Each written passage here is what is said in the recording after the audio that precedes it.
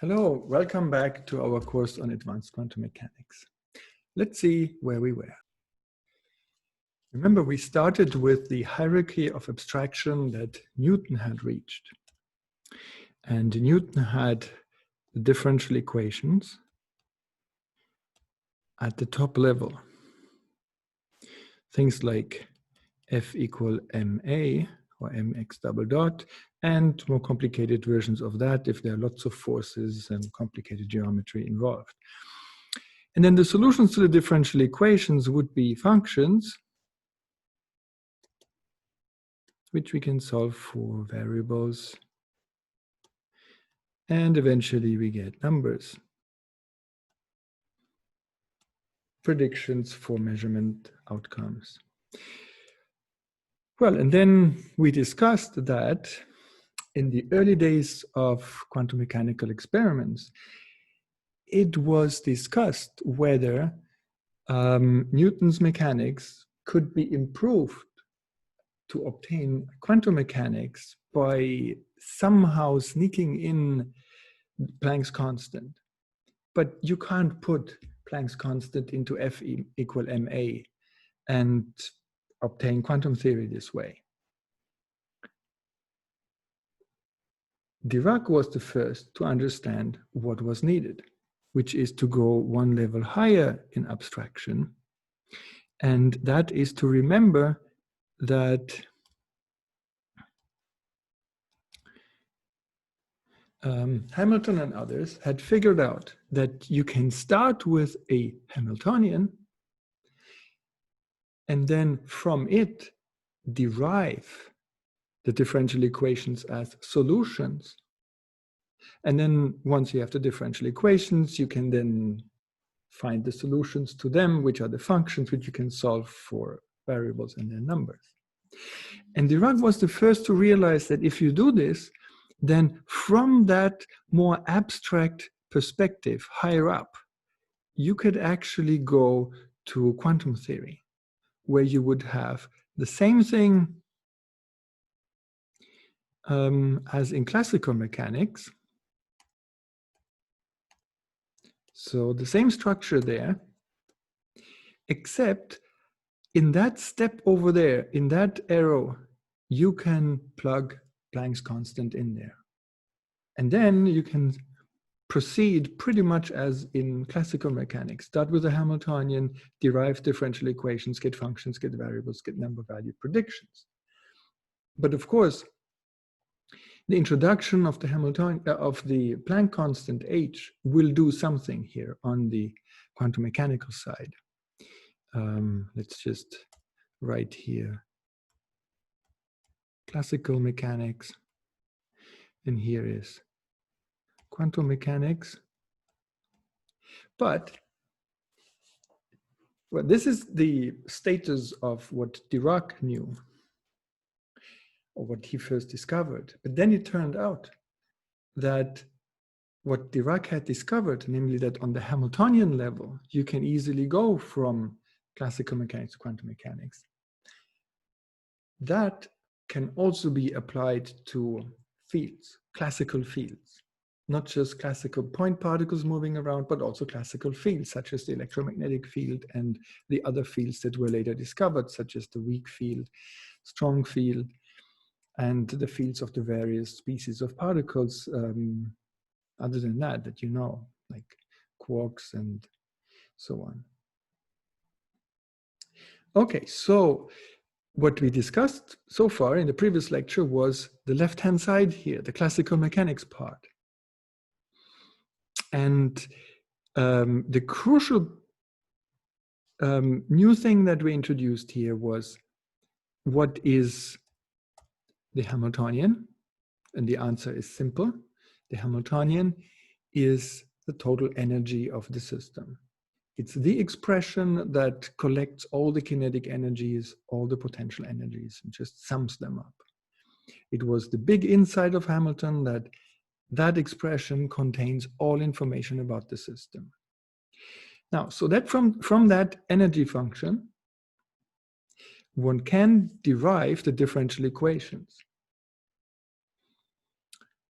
And for that purpose, we need this Poisson bracket.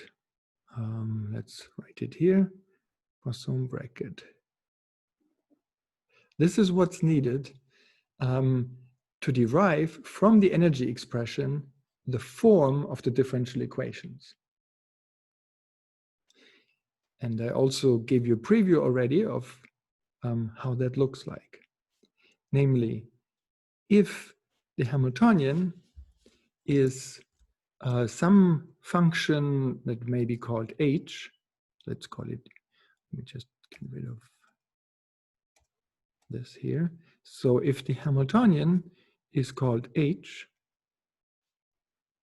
then the differential equations are of the form df by dt equal to Poisson bracket of f with h, and I'm running out of space here.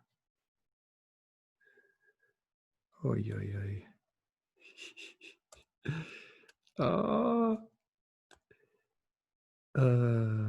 Grouping, oh. Yep. There we go. Plus df by dt. So this is where we pick up today. I need to explain to you now how exactly that works. What is this Hamilton equation here that I just wrote down? So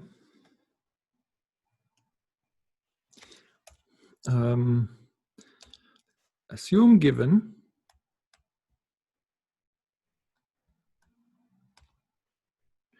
an Hamiltonian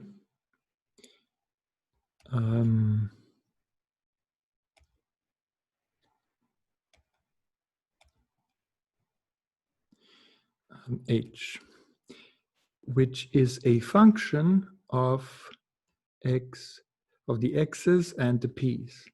In principle, there could be many different position variables and many different momentum variables, and they could all be enumerated with suffixes and superscripts and subscripts, but and indices. But let's just write x and p.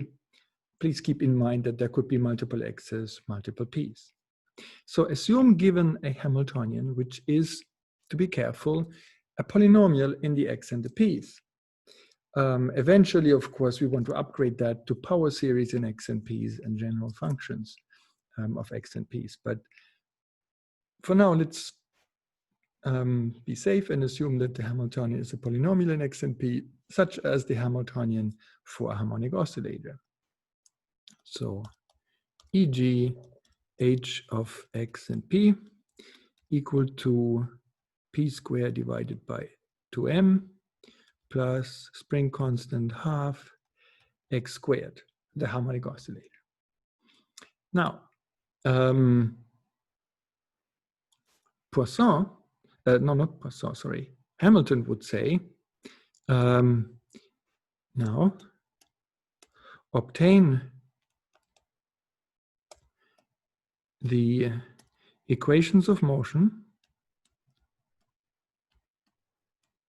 So we go down one step on the ladder of the hierarchy of abstraction. Obtain the differential equations of motion through the Hamilton equation, which is that df by dt equal to fh Poisson bracket plus df by dt. And here, where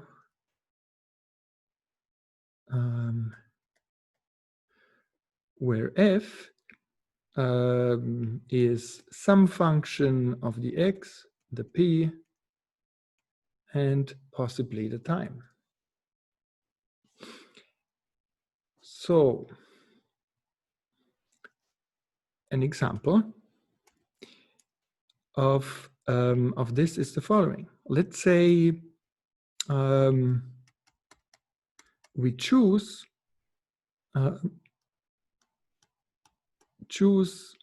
f equal to x. Okay, so then we obtain the differential equation obtained by x, namely dx by dt is equal to, well, f is x, x Poisson bracket with h, and then, well, plus nothing, 0. Why? Well, it's because f as a polynomial depends only on x. It doesn't depend on p. It doesn't depend explicitly on t. Let me give you an example where we have an explicit t dependence. So,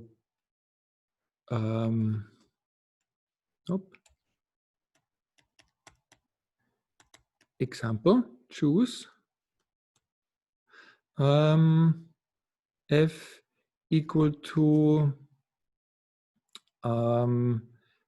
7x plus cosine of t p. Well, then, what is the equation of motion for this variable? Well, then we have that, oh, let me just show you the Hamiltonian equation always. Here's the, in black, the Hamiltonian equation of motion. So then we have that df by dt, which is,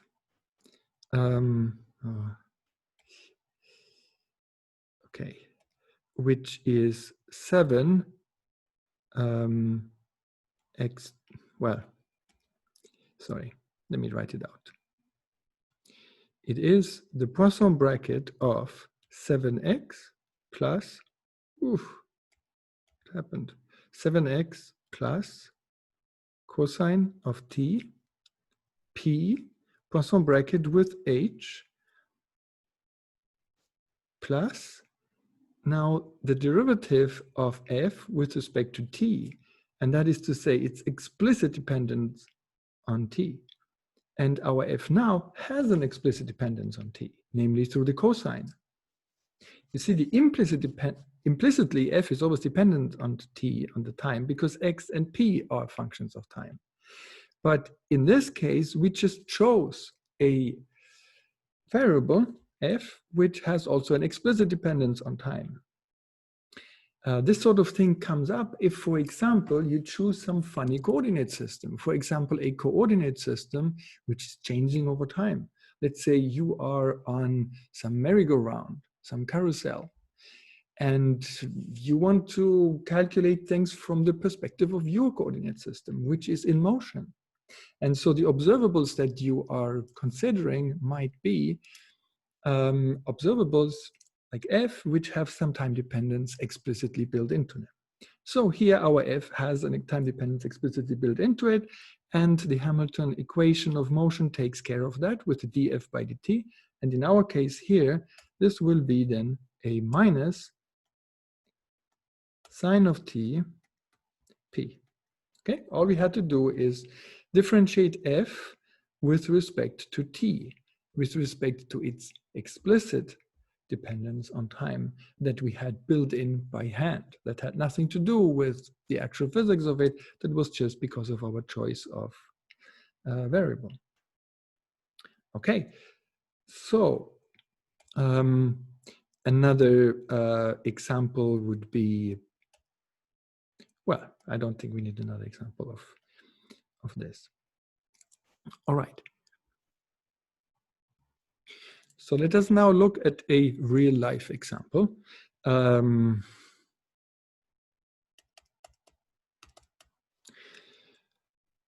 Hamiltonian is, as we just said, p squared over 2m plus k half x squared. And we want to know what are the equations of motion for the position and for the momentum.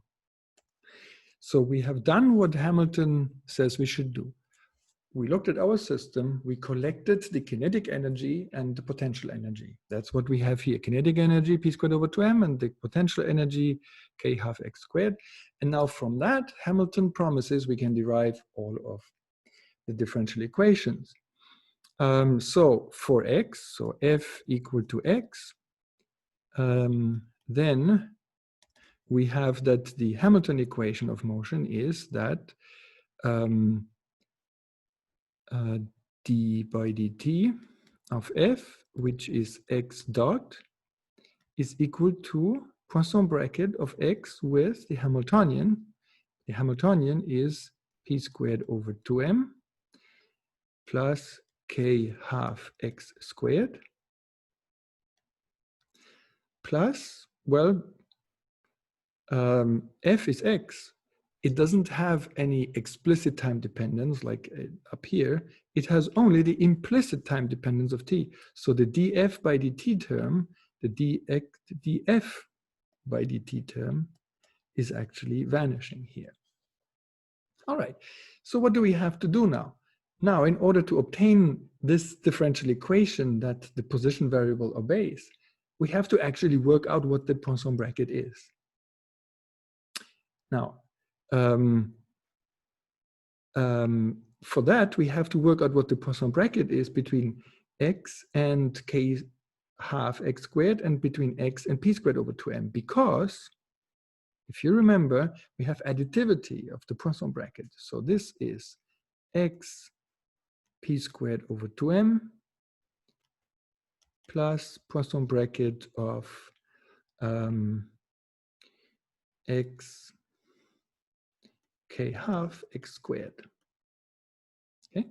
Now we also have linearity, so we can pull out this factor of 1 over 2m, and we can pull out this factor of k half. So this is 1 over 2m, and then p squared plus k half, Poisson bracket of x with x squared. Okay. Now remember that we also have the product rule for the Poisson bracket, and the product rule tells us that this is 1 over 2m, and then we get two terms. You see here we have x with p squared, so we can write this, or let me just completely spell it out so that I do it only once in so much detail. So it's x with p times p plus k half, and then it is x with x times x. Okay, now we can use the product rule, because what we have here is the product of two polynomials, as simple as it gets, they're just linear, and we can resolve that so that we only get linear terms. So this is then 1 over 2m, and then we have the p to the left, and then we have x with p, up, plus x with p and p, plus k half, and then we have x with x, plus x, x. Okay, what did we use? We used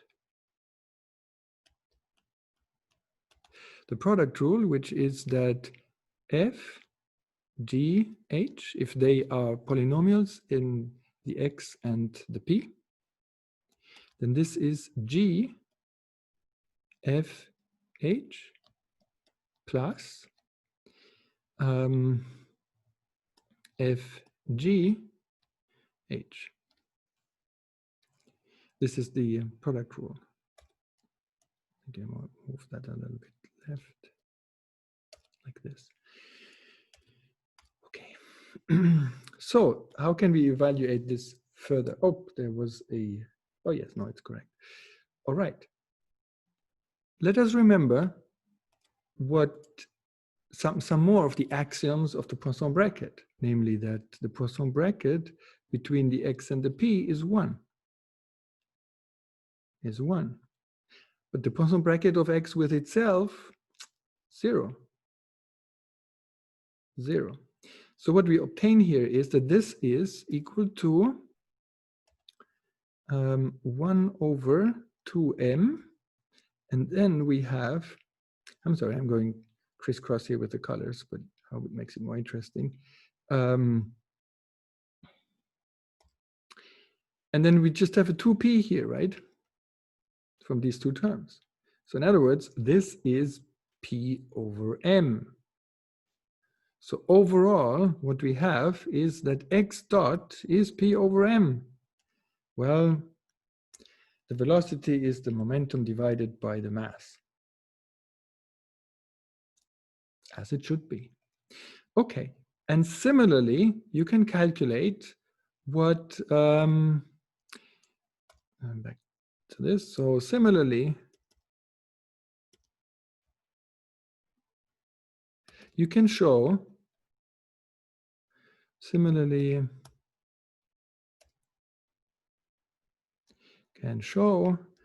by a very similar calculation that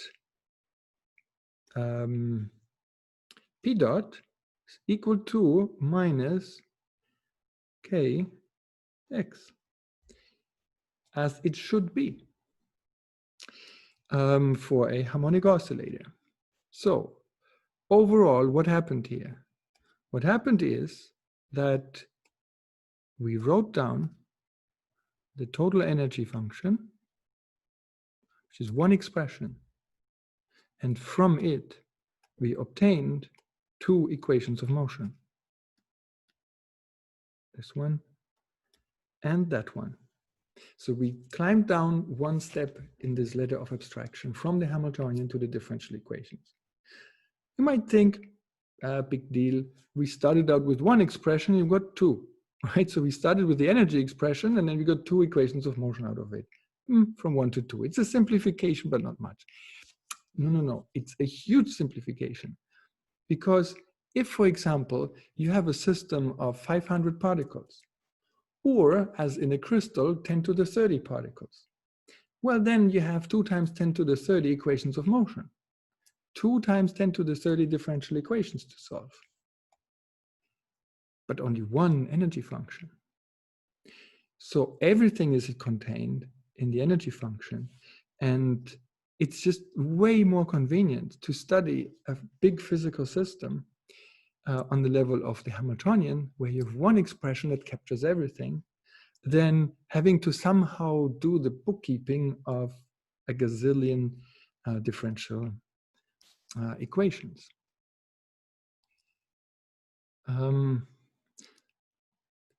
Let us now move on to symmetries and conservation laws. Symmetries and conservation laws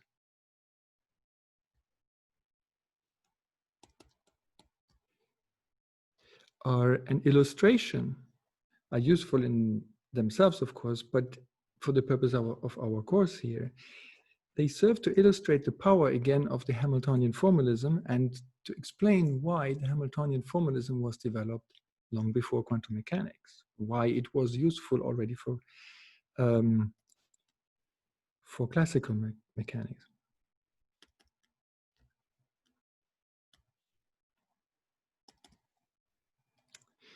Right. So let's consider f that do not have an explicit time dependence. So consider variables f, which depend on the x and the p's, without explicit time dependence.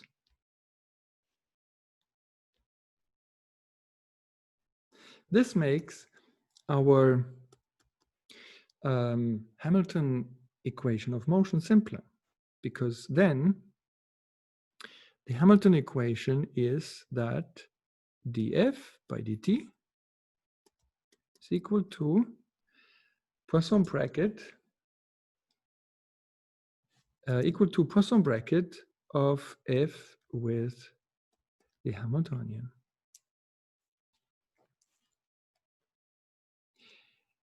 Now,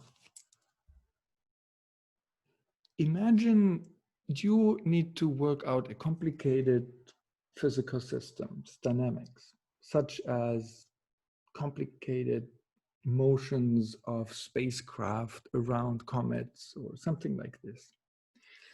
Lots of moving parts in that. So you have difficult differential equations to work with. It makes your life much easier if there are conservation laws.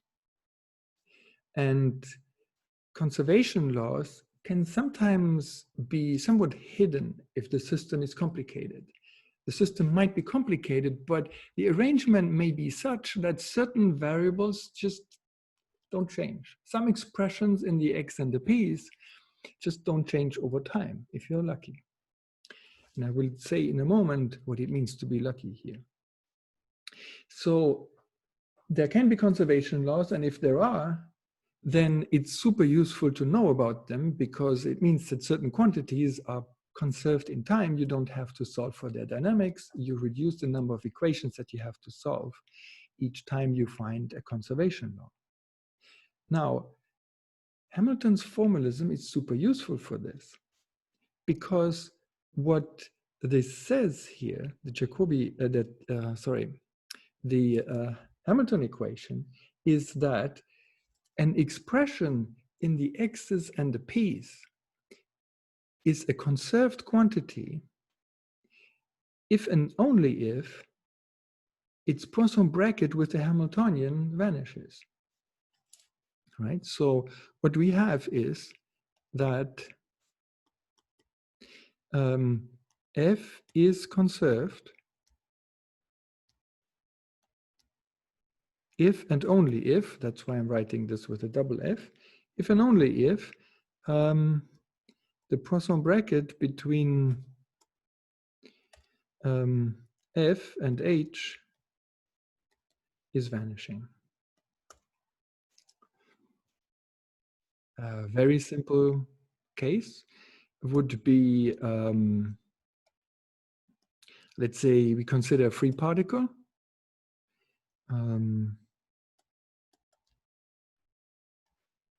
Example, free particle. So the Hamiltonian is just p squared over 2m. In this case, we would expect that the momentum is conserved. Is it? According to Hamilton's equation, well, what do we have to check? We have to check if p, actually make this p vector squared over 2m. So then we have to check whether pi has a Poisson bracket with our Hamiltonian of 1 over 2m of p1 squared plus p2 squared plus p3 squared is equal to 0.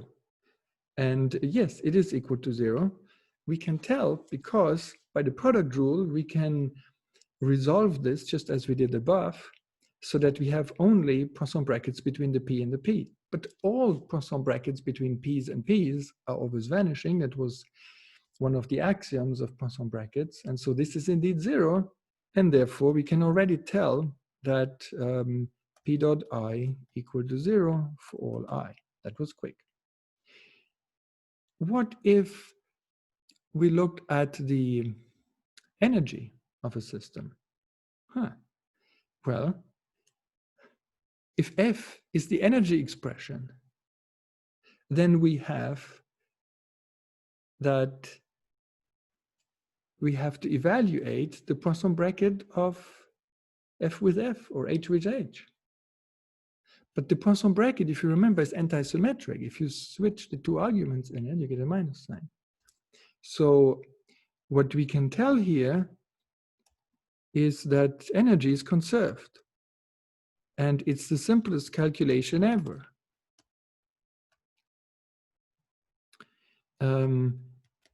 If we choose the variable at hand to be the Hamiltonian itself, then H equal to F H, this is equal to 0. Therefore, H dot is equal to 0. The time derivative of the energy is vanishing. So we derived energy conservation in no time.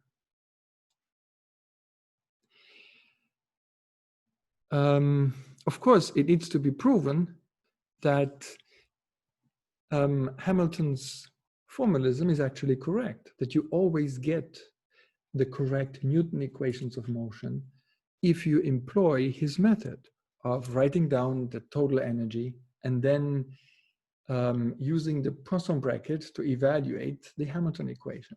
But that's been shown and it's part of classical mechanics, so we won't do the proof here. But you see how this all works out very nicely. Now you might think, okay, but these are very simple examples. Yes, but if you are considering systems that are very complicated, then here you have a concrete lead, a concrete hint as to how you might find out whether or not a particular expression in the x and the p's is a conserved quantity. Namely, it is if it has vanishing Poisson bracket with the Hamiltonian. And already long before quantum mechanics, classical mechanics worked out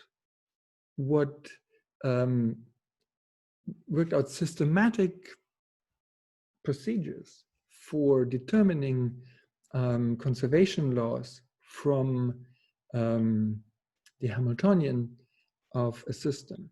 If you're interested in that, it's called Hamilton-Jacobi theory, and it's very powerful, and in fact, it inspired Schrödinger.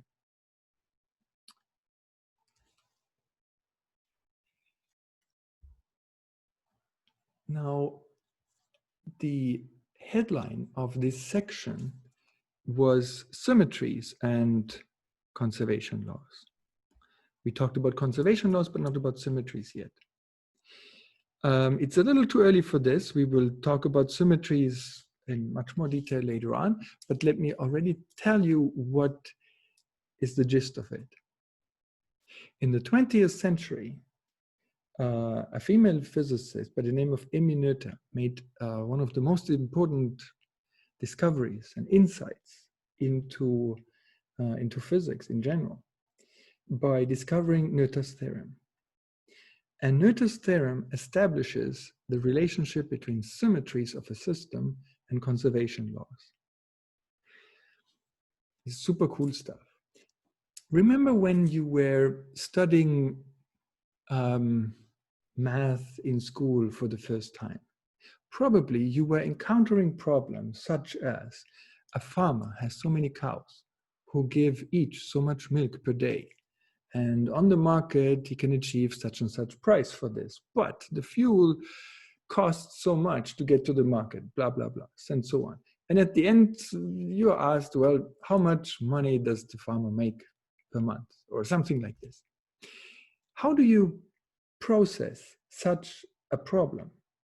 Well, you take every sentence that I just gave, like, you know, every cow gives so much milk per day or whatever, and you translate it into an equation.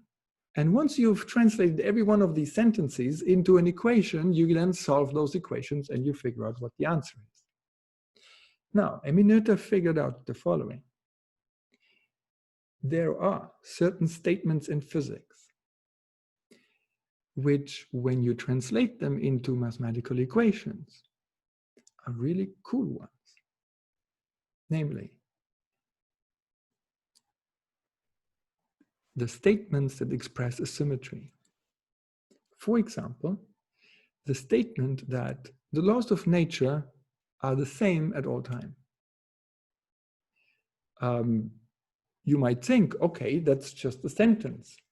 It's important, but what equation does that correspond to? Is there an equation that corresponds to the statement that the laws of nature are constant in time, that it doesn't matter when you perform your experiment? Yes, there is an equation that corresponds to that statement, and that equation is the conservation of energy. Another statement, the laws of nature are translation invariant, meaning you can do your experiment wherever you want, here in space or somewhere else. The mathematical equation that corresponds to that statement is the conservation law for momentum. Another statement, a symmetry statement, is that it doesn't matter how you orient your experiment in space. The mathematical statement that corresponds to that symmetry is the conservation of angular momentum. So Noether's theorem is relating symmetry statements, statements of the form, it doesn't matter whether you do your experiment this way or that way. Noether's theorem translates these symmetries, usually described mathematically by groups, by Lie groups, into statements of conservation laws. And originally, conservation laws were studied mostly with Hamilton-Jacobi theory, but we will see that conservation laws can be understood more deeply when they arise from symmetry principles using Noether's approach. But we will come back to that in much more detail when we do quantum mechanics. Okay, next topic. Our next topic is the fact that there's a problem with evaluating the Poisson bracket. So in order to go from a Hamiltonian H to the equations of motion, the differential equations that we derive from the Hamiltonian, which are of the form df by dt equal to fh plus df by dt, this can become super duper tedious. The reason is that the Hamiltonian might be a polynomial of the x and the p's of high degree, and the f might be a polynomial in the x and the p's of high degree. But if that's so, then we have to work really hard in order to evaluate what the Poisson bracket is as a polynomial. So this can be hard to evaluate. And by hard, I don't mean difficult, I mean tedious, endlessly tedious. For example, let's say we need to evaluate a Poisson bracket of the form x to the 5th, p to the 100th. Yeah, we can do this, using the product rule, which is that if f is a polynomial and then we have g and h is a polynomial, then this is g f h plus f g h, right? The product rule.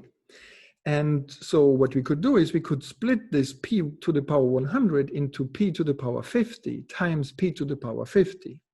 And then we interpret this as that. So the f is x to the 5th, and g is p to the 50, and h is p to the 50. And then we get these two expressions in which now all powers are reduced, because this is p to the 50, this is x to the 5, this is p to the 50, and f is x to the 5th, and g is p to the 50, this is p to the 50, and so on. And if we evaluate this now, you see, now we have to evaluate this Poisson bracket, where we only have the 50th power instead of the 100th power. But now we have to use the product rule again to split this down. And so eventually we can have lots and lots and lots and lots of terms of lower degree until eventually everything is just linear in X and P. And then other axioms of the Poisson bracket kick in, namely the axioms that tell us that the Poisson bracket of any X with any X is vanishing, of any P with any P is vanishing, and the Poisson brackets between an X and a P are the Kronecker deltas. So it can be done, but you see, this is tedious. But there is a better way. It turns out, but fortunately,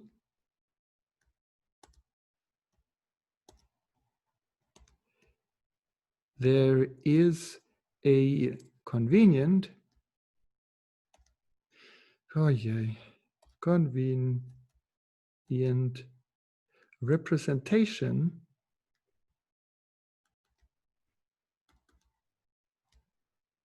of the Poisson bracket. In other words, there's a trick for how you can evaluate it.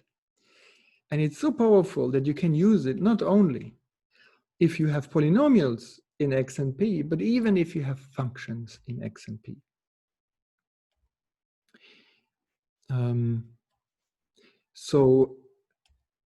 Here is how this works. Proposition.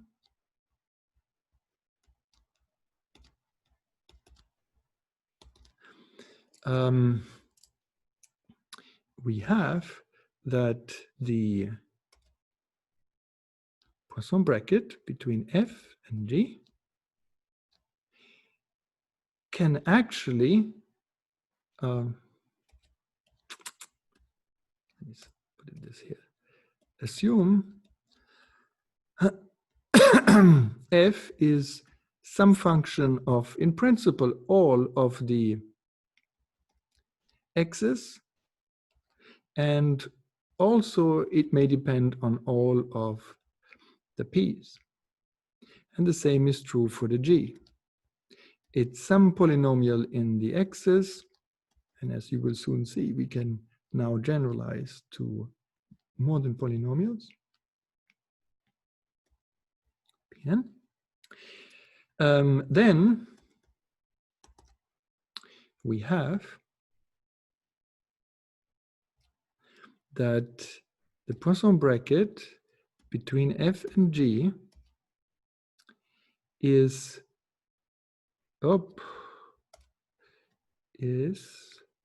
the sum over all I, and then we have df by dxi,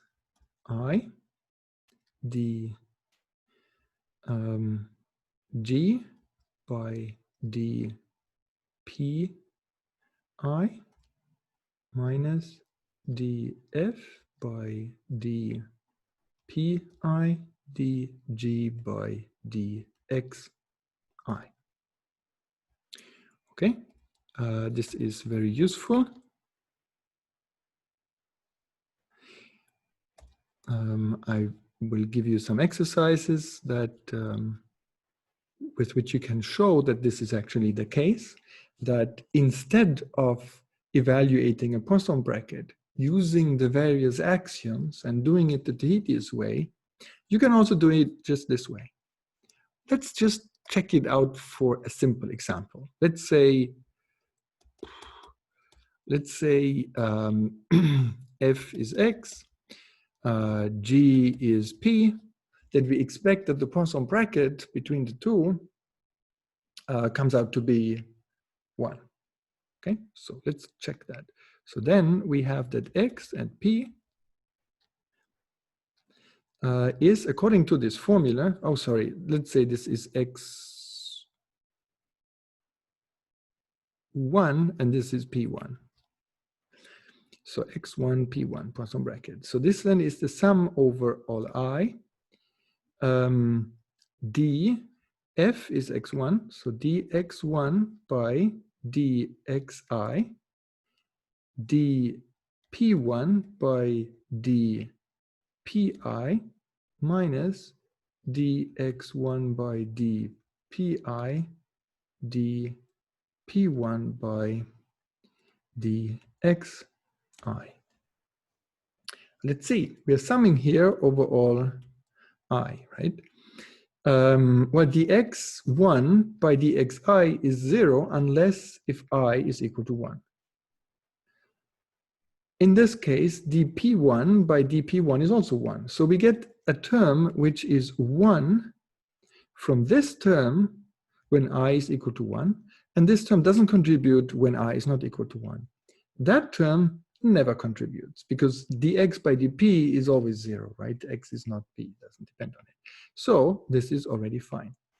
In fact, you can prove that all of the basic axioms of Poisson brackets are fulfilled here with this expression. So all the Poisson brackets between the various x's and various p's are fulfilled.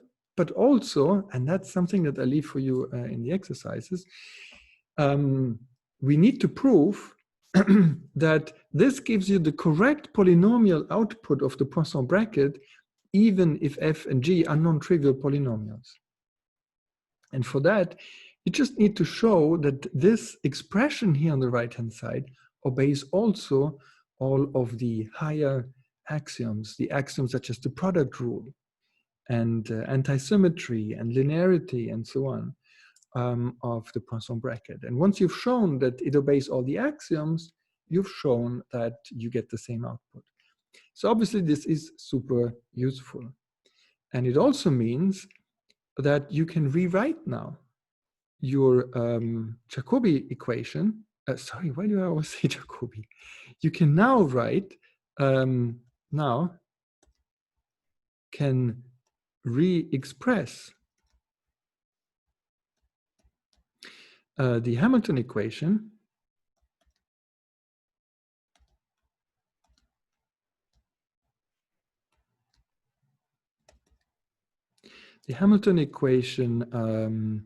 which is f dot equal to Poisson bracket of f with h. You can re-express that now in terms of the this formulation of the Poisson bracket. This is especially useful, for example, if you choose here x dot, let's say we have only one x, one p, then we don't have a sum here.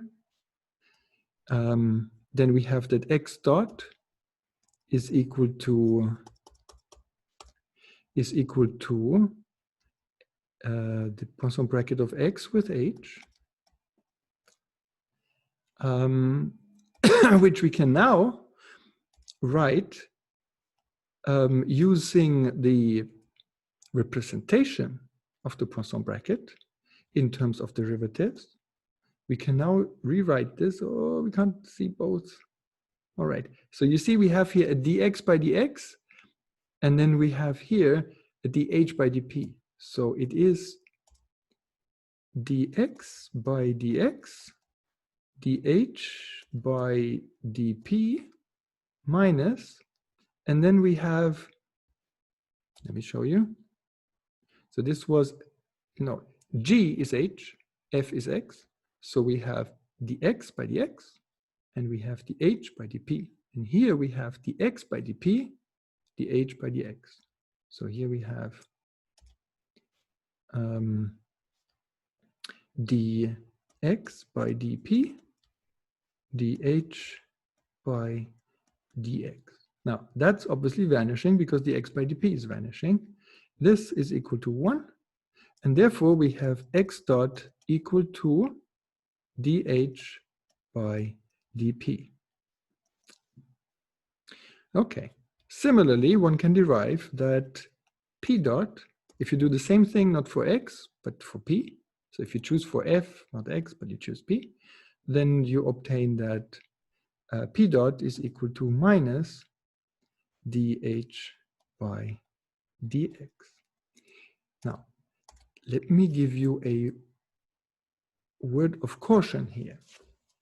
When you look up textbooks of classical mechanics, then you may find these equations, which is fine, they're true, we just derived them, and you will find that they are being called the Hamilton equations.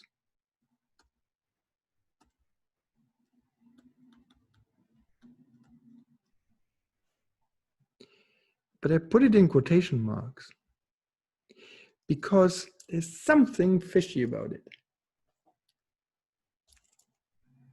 Very important. The Hamilton equation is this, right? Here we have the Hamilton, and then here, this is the true Hamilton equation. It is expressed in terms of the Poisson bracket and not in terms of the representation of the Poisson bracket. You see, the representation of the Poisson bracket was not axiomatic. It was just something that happens to be true, that happens to obey the axioms. And there could be other things that also obey the axioms, but this thing with the derivatives does it. So logically, this thing here in yellow in that box, that is the Hamilton equation of motion, or the set of Hamilton equations of motion, because F is arbitrary. That's the real deal. And what we just derived down here, this set of equations of motion for X and P is specialized. These are the representation of the Hamilton equations of motion when we make use of this trick here. Now you may wonder, if both are true, why bother? Why bother distinguishing? There is a very important reason why we distinguish. The reason is that on this abstract level here, where you take the Hamiltonian and then you derive the equations of motion using the Poisson bracket and nothing but the Poisson bracket, this is on a level of abstraction so high that it's still true in quantum mechanics without a change. Absolutely no change. It's exactly the same. Okay?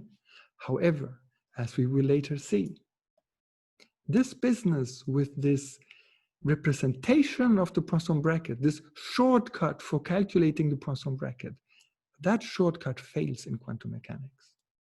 And in quantum mechanics, these equations don't hold, right? So let's keep in mind that in classical mechanics, no difference. But in quantum mechanics, for our purposes, super important is that this is the level of abstraction we actually want to work with.